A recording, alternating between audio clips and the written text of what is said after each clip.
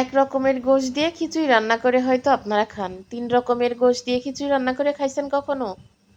যদি কখনো না খেয়ে থাকেন তাহলে আমার ভিডিওটা দেখলে এইভাবে আপনাদেরও কিন্তু রান্না করে খেতে ইচ্ছা করবে।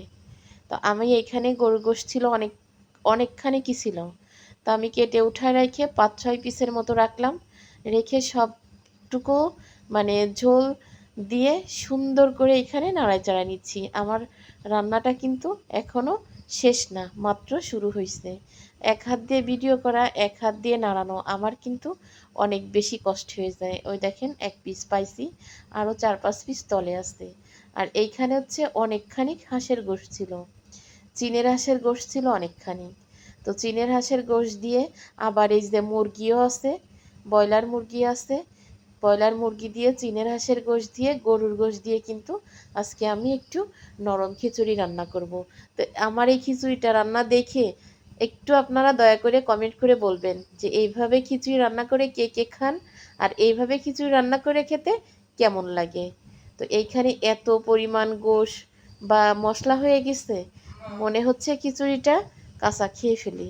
তো এত মজা হয়েছে, সবাই কিন্তু সকালের নাস্তার জন্য এই খিচুড়িটা সবাই খাইছে।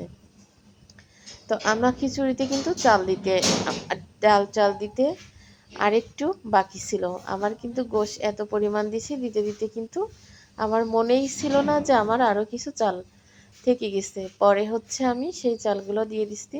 এখানে মাত্র 1.5 পট চাল দিছি, আর হচ্ছে 1.5 পট ডাল দিছি। আর সবই কিন্তু গোশ।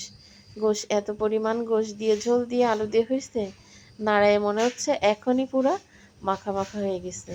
এ দেখেন পানি দিয়ে দিছি, অনেক সুন্দর হয়েছে তাই না? একটু কষ্ট করে কমেন্ট করে বলবেন যে এইভাবে খিচুড়ি রান্না করলে কেমন লাগে। তো সাথে যদি একটু কাঁচামরিচ থাকে, পেঁয়াজ থাকে বা শসা থাকে তাহলে কিন্তু আরও বেশি মজা লাগে।